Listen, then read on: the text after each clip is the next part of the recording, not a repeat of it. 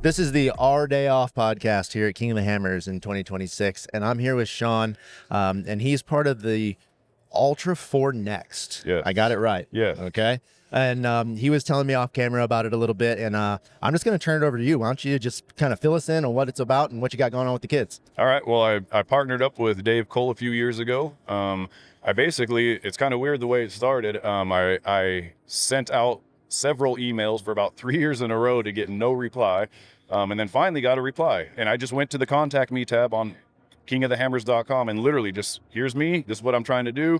Trying to show these kids there's more to life than just changing oil, rotating tires, and working at Midas. You know, if you put in a lot of the effort, you can come out and you can work on $1 million race cars. I just feel like there's a lot of opportunity out there that the kids aren't even aware of. So I'm trying to promote exposure to all the different jobs there are within this industry, because it's not just about racing and wrenching and getting dirty.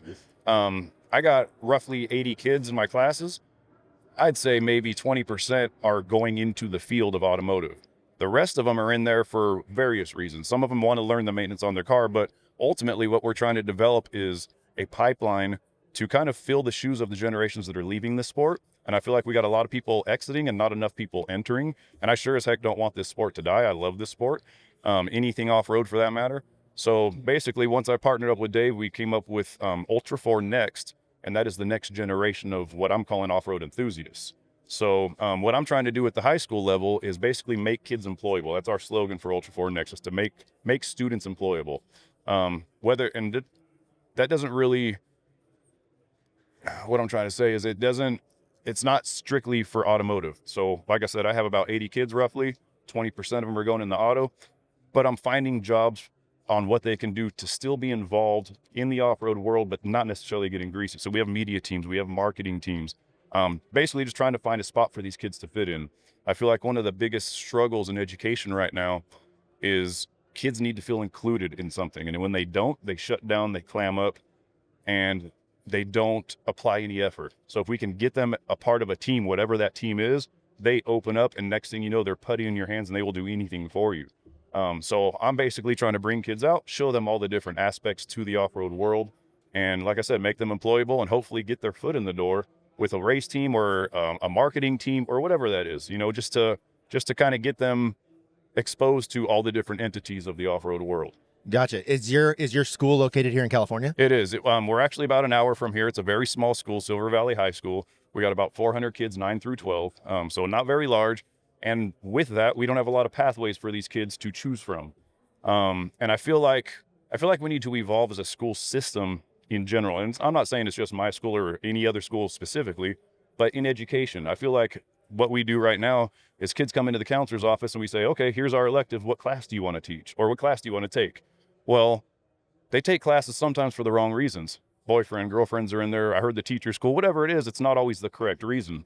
So what I'm trying to develop is what we need to do is ask these kids, what career do you want to do? Here's the classes we offer that support that career. Instead of giving them the whole plethora of everything we offer, narrow their focus on where they're trying to go in life. And that way we can give them the tools to reach that goal. Fantastic. I love the program. I think it's great. And you're right. I think we need more people coming into this sport because there's a lot of old timers that have been here for a long time. Right. And it's the perfect kind of avenue. If you can get those younger kids interested now, all the old timers and all the guys that have been doing this for a long time, the veterans we'll call them, right, they're willing to help. Oh, absolutely. You know, they're 100% in on helping the next generation. The off-road community is super welcoming to new people. Oh yeah. And the nice thing about it too is it's not like other sports where it's closed off to the public too. Right. You know, so you can come to King of Hammers and the kids can come here and get in the gate and you can walk through this entire Hammer Town. You can go in the pits, you can meet the drivers, you can meet the pit crew, you can get your hands dirty if you want. Right. Hell, they'll hand you a wrench. Yes, absolutely. Everybody is dying for help around here. So what a great avenue. Is it being received well? Are you getting a lot of kids interested in it? Yeah, we got a lot of kids interested in it for sure, and it is growing. So it started off as just one high school. We were the first high school to kind of join. We would start going out to Dave's ranch. We go there right now. We go there once a month. We've been doing it. I'm on my 3rd year doing it. And we branched out. We're now up to 4 high schools, 2 local community colleges, and we're still continuing to grow and spread it. So we are definitely gaining momentum. I'm meeting all kinds of great people here that are also supportive. And like you said, the veterans, the support is unwavering. It's unbelievable just the amount of information they're willing to share. They've already done it all, you know? So they're here to tell the kids, this is how I got in. This is how you get your foot in the door. This is what you need to do now to make it. So all day long, that's what we've been doing, is going around doing meet and greets with all the race teams, just to show these kids, this is what it takes to get in. You're not just going to walk in and land on a race team doing anything. You need to earn it. You need to put the time in, you need to put the effort in, and you need to be, I guess overall, what am I trying to say? I don't want to say a great person. That's too broad, but you need to show up. You need to have good work ethic. You need to stay off your phone. You need to show up on time, all those things. And I actually have a student here with me that has done that for the past few weeks. He's the one that helped build the Class 11 car. He's doing all these things. He's not getting paid for it, but doors are starting to open for him. Sylvania just offered him a spot on their pit team to help them with the mint. Slow Ride Garage is now employing this kid. So doors are opening, but it's because he's put the time and the effort in. It wasn't just handed to him. And a lot of the kids, I think this generation, they're so used to their cell phones with that instant gratification and instant answer. They think a job is going to be instant, and it's not. It needs to be earned, especially if it's one you're seeking, you know? Sure, you can probably go get a job anywhere, but nobody wants to work just anywhere. We want to do stuff that we're getting paid for, that we love doing. And we've always been told, probably from the time we were kids, find something you love to do. And if you're getting paid for it, you're not working a day in your life. And I feel like I'm kind of living that dream, you know? Here I am, a high school auto shop teacher, but we're building race cars. Now we're racing race cars. Like, we're doing all kinds of cool stuff that is kind of out of the norm when it comes to auto shop. But the interest that is gained with these kids is unbelievable. And they have totally bought in, and they're chomping at the bit for the next race already, you know? All right, everybody. I want to give a quick shout out to CT Raceworks. CT Raceworks makes the baddest parts in the industry, including the parts that Kyle Chaney uses to win the 2025 King of the Hammers 4400 race. Now, if you would like to use those same parts, feel free to go over to CT Raceworks and use the Our Day Off discount code, and that will get you a 5% discount on your entire order at any time. So that's Our Day Off discount code upon checkout. Back to the show.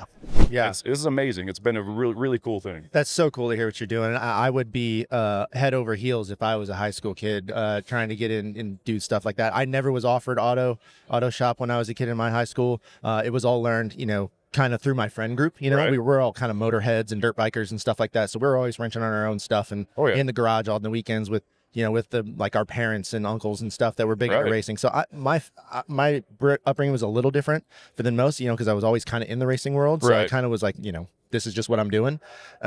But for the kids that just don't even know about it, you Right, know, that's the it. thing. Like, so that what you're doing is great. Opening that door and saying, hey, this is out here. It's available. Yes. And bringing them out here. So how many kids did you bring out to Hammers? We have about 21 with us today. We have 3 schools, about 7 kids each school, as far as the high schools go. Copper Mountain Community College is here. We actually have what we're calling a repair area.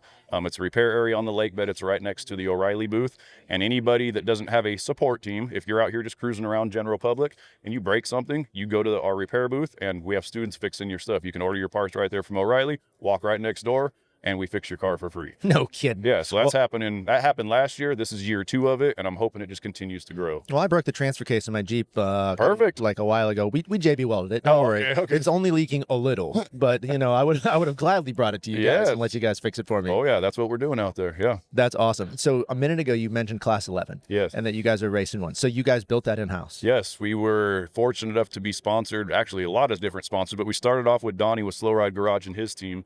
I took a group of students to his shop last year. He walked them through a couple different repairs, and the next thing, and I knew this was coming, but I didn't want to spoil it for the kids. So I'm kind of sitting back, and he goes, let's walk outside. And he goes over to this complete Beetle. It's a 1974 Bug. And he's like, I'm going to donate this to the school so you guys can turn this into a race car. And they're kind of looking at me like, is he serious? Yeah, he's serious. So that's where it started, was last year. He donated the Bug. We started on the project last year. I had the kids completely strip it, take it all apart, sand it all down, prep it. Another friend of mine donated a paint job. And then from there, it just completely snowballed. These kids, I'm going to say they built about 70% of it. To say it was fully student built, I would honestly be lying. We've had a lot of outside support, but there's things that are outside of our realm that we needed the support, you know? Unfortunately, at our school, we don't have welders or a fab shop or anything like that. So I had somebody donate a roll cage, but then I had Barstow Community College, still student built, finish welding it in. So I'm trying to get the students involved as much as possible. And it may not be just our high school students, but it's still a student built program. So the car was mainly built by students. And then we had we were fortunate enough to actually race out here last weekend. And I'm proud to say that these kids did a heck of a job. The car stayed together. We lost a couple of bumpers, but it wasn't due to impact. It was due because the bolts loosened up and they fell off. But we started dead last on purpose, asked for a rear start, started 25th, finished 9th. Oh, We had nice. 20 minutes of experience, so not too bad. And now I'm hooked. I don't want to stop. Yeah, no kidding. So yeah, our goal is to continue this. It's not a one and done. We're going to join the More series and continue this whole racing thing, because to me, it teaches these kids so much. It's not just building the car. They got to experience the stress and everything of tech and contingency on Saturday. We literally got there with 8 minutes to spare. Tech was at 1. We finished the car at 12:52 and jammed a tech, and we were the first car to pass tech on our first attempt. So a lot of success stories with this. You know, it was so much fun. It was so exciting. My head's still spinning from it. You know, I'm still in disbelief. Yeah, that's pretty cool. It Those was class awesome. 11 cars, that race is we watched. I sat out here against the fence and watched the whole entire race. And the start, it gets me every time. yeah. That Land Rush start is wild. Yes, it was it's so much cool. fun. So you said you finished 9th, and were you driving? Yeah, I was the driver. Okay. We had due to insurance reasons, a current student can't be a co-driver or a driver. So I have graduates that are coming in, and that's who was helping build the car. So that was the co-drivers are graduated students. And then eventually the goal is to move them over to the driver's seat, and then me get out and I'm just the team manager. It's going to be hard to pry my hands off that wheel because I'm so hooked now, but it is what it is. I just got to keep in mind this is for the kids. It's all good. But yeah, I had too much fun. I really did. I enjoyed all of it. I don't want it to end. This is just the beginning. I hope we can really continue with this.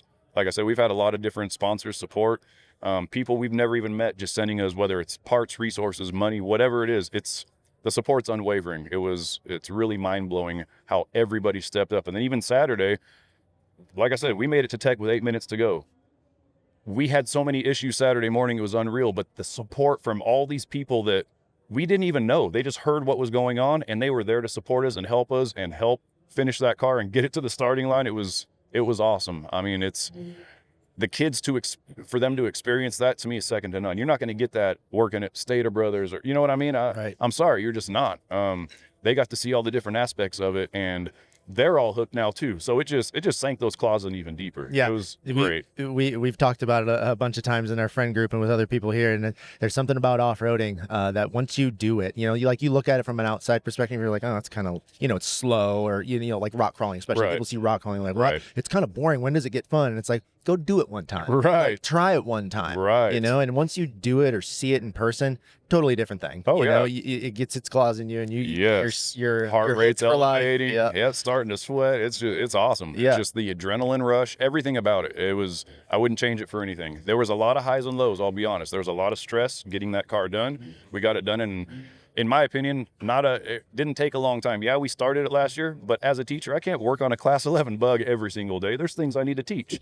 So we did it all in our spare time. So if you add up the amount of time we did it, it literally was built probably in less than a month. You know what I mean? Like as far as collectively when you add up the hours. So very impressed by what these kids can do. And I think they even impressed themselves. I don't think they even realized what their capabilities were until they applied themselves. And then they sat back and was like, we did this. Like, Yeah. holy cow, we did this. We had success. And that's what, you know, all of a sudden the light bulbs are coming on. So they're already looking like, when are we prepping for the next race? You know, they're already chomping at the bit. So it's awesome. I love it. Very good. And it sounds like you need to have another car built. Yes. Because if you're going to hand the car to the kids, what are you going to drive? I know. I've already started thinking that. You're going to have the battle, right? You're gonna have Something. teacher versus student Yes, to yes. see who can win. That'd Oh, be a yeah. fun story too. That would be awesome. That would be pretty cool. So as far as your auto shop goes, because you're auto shop teacher, correct? Correct, yep. Okay. So and you said you don't really have a fab shop or welders. Like, Nope. what is it that you teach in your curriculum? The curriculum I teach is a lot of maintaining the car. So we have Auto 1, we have Auto 2. We start off with the basics, the safety and that kind of thing, the terminology. And then second semester Auto 1, they start getting outside, and it's learning very basic stuff. You know, I get them outside early to let them know what we're about, but then they need to understand there is a lot of safety aspects to this. They need to know the terminologies when hey, grab whatever it is, a 5/16. They're like, what's that? You know, Right. we're trying to avoid all that once we're out in the shop. So we get through all that, get outside, and then it's anything. Basically, we touch on every major system of the car. So anything from performance to suspension, steering, tires, brakes. I mean, you name it. If it's on the car, we do touch it. You know what I mean? In one aspect or another. A lot of the stuff is maintenance and replacement repair type thing.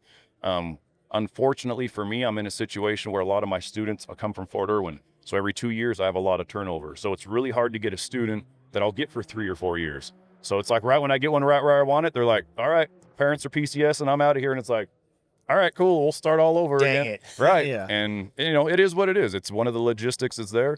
Not necessarily a bad one. I get a lot of turnover, so I get a lot of new fresh faces too. So Yeah. not necessarily a bad thing.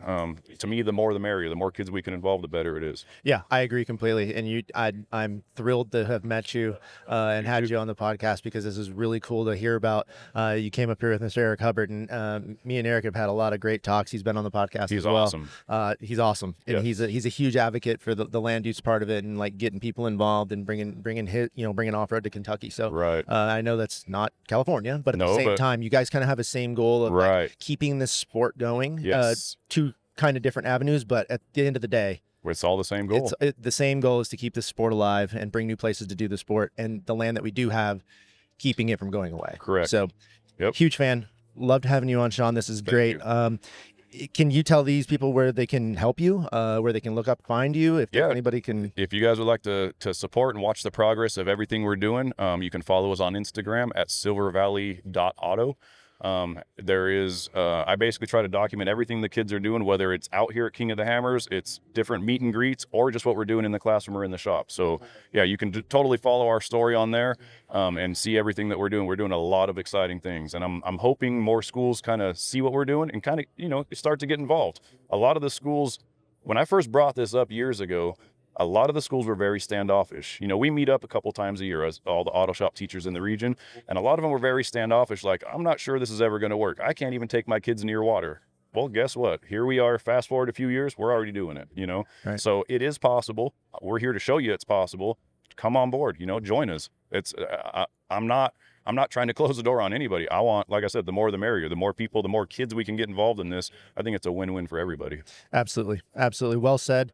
It's been a pleasure talking to you, sir. I don't want to take any more of your time. You got a lot of kids here to wrangle up, I'm sure. Oh, yeah. And I'm sure they're out there just jaws dropped, Yes. staring at all the race cars, Oh, yeah. all the parts, and I all the love stuff it. going on here at King of the Hammers. This is 20 years of King of the Hammers, so it's big. Awesome. There's a lot of people here, a lot of race teams. Have you guys made it through the pits? Oh, yeah. Yeah. Yes. Okay. Good. Oh, good. yeah.